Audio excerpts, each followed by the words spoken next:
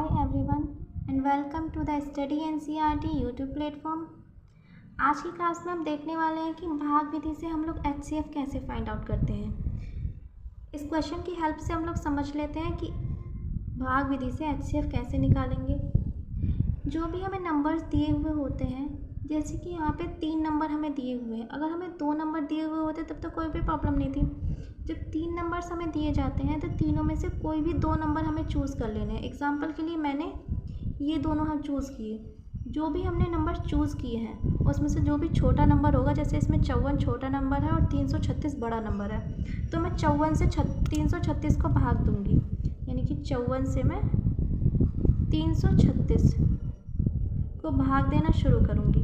तो ये 5 पंजे 25, 5 6 30, 5 7 35, ज़्यादा हो जाएगा, 7 5 6 बार ही जाएगा, और ये 324 आएगा। ठीक है, माइनस कर लूँगी, यहाँ से 1 बचेगा और यहाँ से 12 बचेगा। ठीक है, अब इससे फिर से मैं भाग दूँगी कौन से वाले नंबर को, जिससे मैंने पहले भाग दिया था, यानी जो पहला मैंने डिवाइड किया उसमें जो मेरा भाजक था उसको मैं भाग दूँगी जो मेरा शेषफल बचा। यानी जैसे यहाँ से मेरा 12 शेषफल बच के आया तो 12 से मैं फिर से भाग दे दूँगी 54 को। ठीक है, तो 12 चौक 48 आ जाएगा। फिर से मैं जब इसे माइनस करूँगी तो 6 बचेगा। अब 6 से मैं फिर से भाग दे दूँगी किसे, जो इससे ऊपर मेरा भाजक था, यानी कि 12 को। 6 दूनी 12। ये प्रोसेस हम तब तक करते हुए चलते हैं जब तक शेषफल यानी कि रिमाइंडर 0 नहीं आ जाता। ठीक है, अब इन दोनों का, सिर्फ इन दोनों का आंसर मुझे निकालना होता कि इन दोनों का HCF क्या होगा, तो मेरा आंसर जो आता वो 6 आता है। यानी इन दोनों का HCF जो होता वो 6 होता। लेकिन मुझे इन 2 नंबर्स का HCF नहीं फाइंड करना है, मुझे इन तीनों नंबर्स का HCF फाइंड करना है। तो इसके आगे आप क्या करेंगे, इसके आगे जो इन दोनों का HCF फाइंड हुआ है उसका, और जो भी मेरी तीसरी वाली डिजिट बची है यानी 48 जो मेरा नंबर बचा हुआ है, इन दोनों का HCF और हम लोग फाइंड कर लेंगे।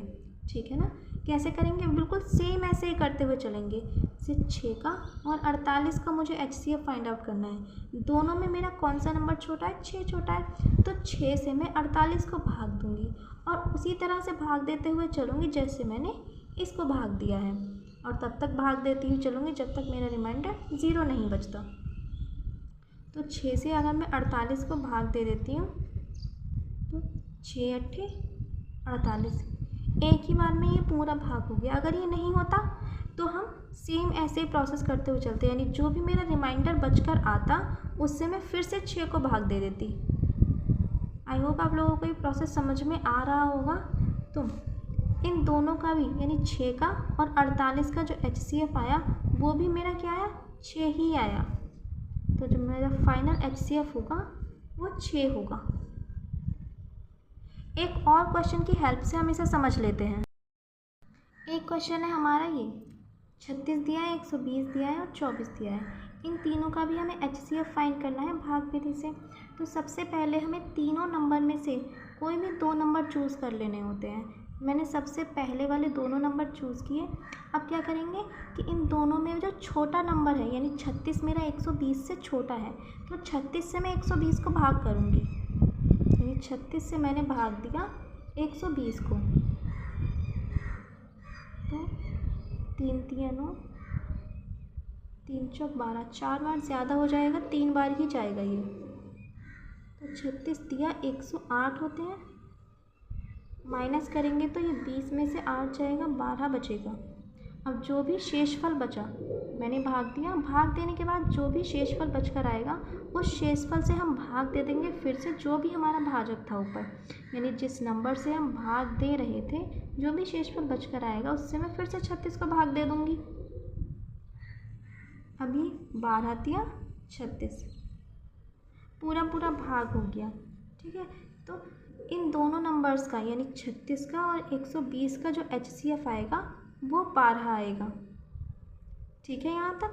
जिससे सबसे लास्ट में जिस नंबर से हमने भाग किया 12 से किया, तो 36 का और 120 का जो HCF आया वो 12 आया। यानी इन दोनों नंबर्स का अगर हमसे HCF पूछा जाता तो हम कह देते कि 12 है।